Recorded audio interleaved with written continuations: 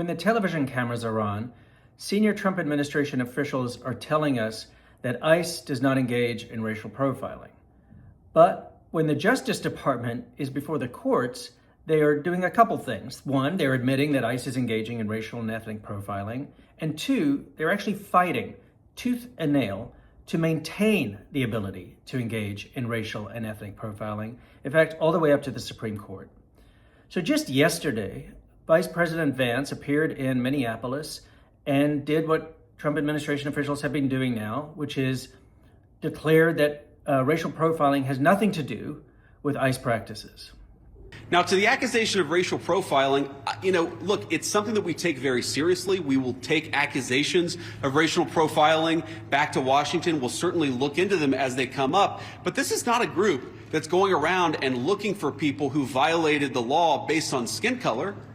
They're looking for people who violated the actual law, the law of our immigration system in this country. In a way, that's nothing new. Secretary Noem, in fact, got quite bellicose in a press conference when one of the questions asked was about ICE's engagement in racial profiling. And listen closely to what she says, because part of what she says here is an admission that the courts are finding that ICE is in fact doing exactly that. My audience is predominantly Latino, so they kind of every day say they're fearful because a lot of people have been targeted based on their skin color, not necessarily. That's not true. And so that has been another false narrative that has been put out there in the media that I absolutely want to throw back at you and say that is absolutely false, and don't you dare ever say that again. We have judges out there and other individuals saying people have been targeted that way, and it's not true. Every single operation that we do on ICE is based on investigative work and on case work to show that there is a reason and reasonable suspicion to go into an area and to talk and look at individuals that are involved in criminal activity. So because that is a narrative that people have been out there saying doesn't make it true, and it should not be repeated. So let's break this down. One of the most important cases that the Justice Department has fought all the way to the Supreme Court was a federal district court judge who held that ICE was in fact engaging in racial profiling, and that for that reason, the judge said that was an impermissible factor, along with things like accent, and imposed a court order preventing ICE from using ethnic and racial profiling. What did the Trump administration and Justice Department do? They appealed. But in the appeal, I think one of the most important lines by the Court of Appeals was to say what the Justice Department was not appealing, what they were not fighting.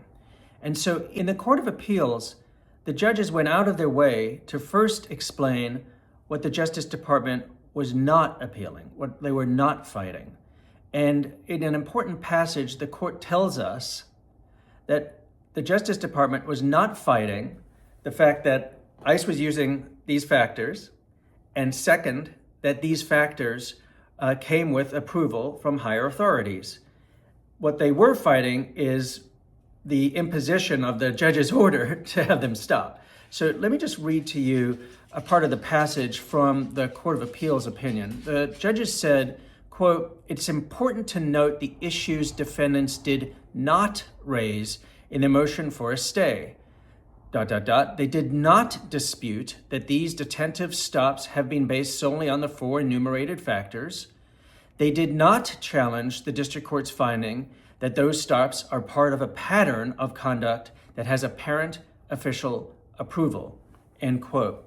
So there you have it. The Court of Appeals is saying that the Justice Department is not fighting the factual findings that this is going on, which also includes that it's not just rogue or random ICE agents, that what they're doing is with official approval. So it is, in fact, the administration's policy. The Court of Appeals then went on to uphold the lower court ruling. What did the Justice Department do? It fought its way to the Supreme Court. It appealed to the Supreme Court. And I think it's important here to underscore that the Justice Department and the U.S. Solicitor General, John Sauer, do not appeal every case to the Supreme Court. He is very selective in which cases he appeals. He's selective in part because of the importance that that issue has to the administration. There are other factors as well that are involved, like how successful he thinks he might be at the Supreme Court, so maybe he doesn't take loser cases. and instead he takes cases that are more likely to result in victories at the Supreme Court. But he also is taking these cases on the basis of the issue areas that the Trump administration cares most about. And lo and behold, this is one of the issue areas that they seem to care most about, which was and is maintaining the use of ethnicity and race as a factor for ICE and Customs and Border Protection stops. Okay? So in the appeal to the Supreme Court, because this is what's going on, Sauer, the Solicitor General, actually has to make this stuff explicit. So we have it explicitly from him. So let me read to you a couple of passages from that appeal to the Supreme Court on an emergency basis, because I think they're extra revealing. The first part that is revealing is just that it's a clear demonstration that Trump administration officials, when they get before television cameras, are basically lying to you.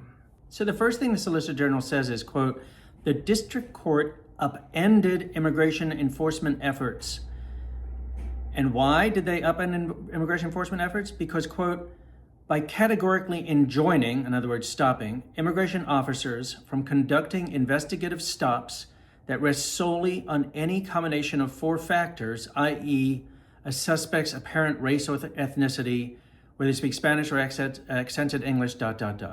Get that? The district court upended immigration enforcement efforts by denying them the ability to use racial and ethnic factors. I laugh, but I shouldn't, in the sense that that is so outrageous in terms of what they at least are saying publicly and then what they're trying to defend before the courts when they actually get to places in which they're having to make the legal arguments that must withstand judicial review.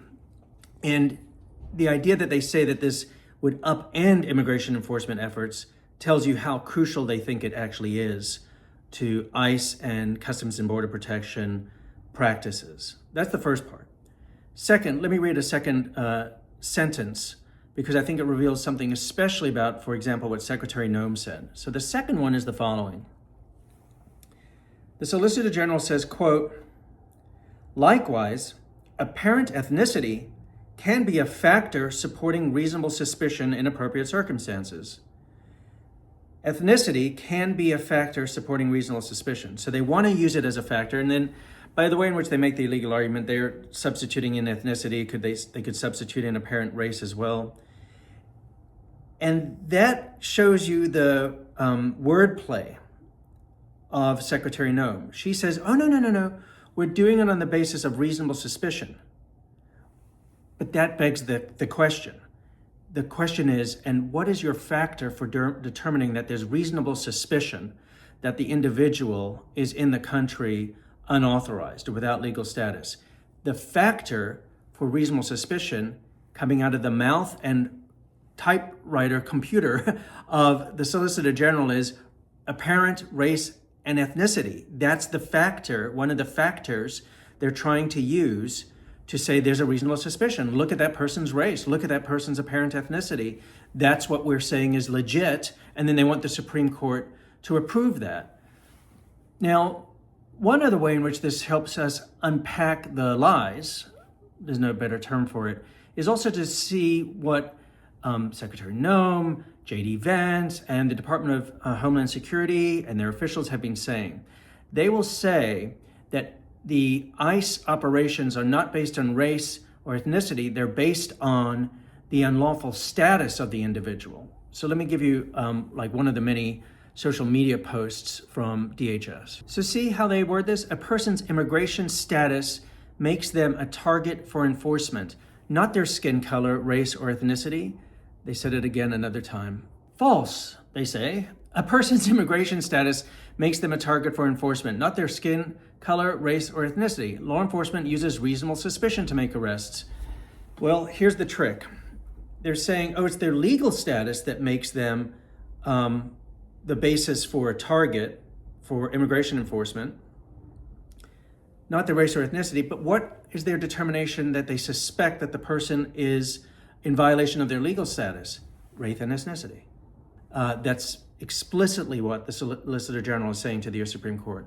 Now, that then to just tie off the end of the story, for those of you who know it, those of you who don't, the Supreme Court does in fact do what the Trump administration, the Solicitor General, wanted, which is to freeze in place the status quo before the federal district court's order. So the Supreme Court does stay or suspend the district court's order as an emergency basis and then let the litigation proceed. While the litigation proceeds, ICE is allowed to continue its practices as though that federal district court order never existed. That's what they did. They did it without explaining their rationale. So their rationale could have been because their argument would be, or their conclusion would be, that they accepted DOJ's other arguments like, oh, these individuals don't have standing, they shouldn't be able to bring this complaint in court. Not that the Supreme Court majority is necessarily thinking about the merits. This is the case, though, in which Justice Kavanaugh wrote a concurring singular opinion in which he did seem to endorse the use of race and ethnicity in such a way that it's now called Kavanaugh stops when they do that. And then, for those who are really closely following this, more recently in a case of Illinois v. Trump on the federalization of the National Guard, Justice Kavanaugh goes out of his way to drop a footnote that has nothing really to do with Illinois v. Trump and the National Guard, and seems to start walking back what he had done in the prior case of setting up these kind of racial and ethnic-based factors for immigration stops and immigration enforcement. So we'll see what, at the end of the day, the Supreme Court does, what Justice Kavanaugh does. Maybe he himself is now aghast at what is actually happening on the ground, which is in defiance of what he described in his original concurring opinion. Watch this space, and I'll be discussing that also at greater length in terms of where Kavanaugh's at and what kind of information might shift him. Thanks so much for listening. I look forward to your comments where I engage with folks and appreciate getting that kind of feedback. And if you enjoyed listening to this, then I also hope you listen to some of the other YouTube explanations that we've been engaged in, including the one that I recently did with Andrew Weissman. Until next time.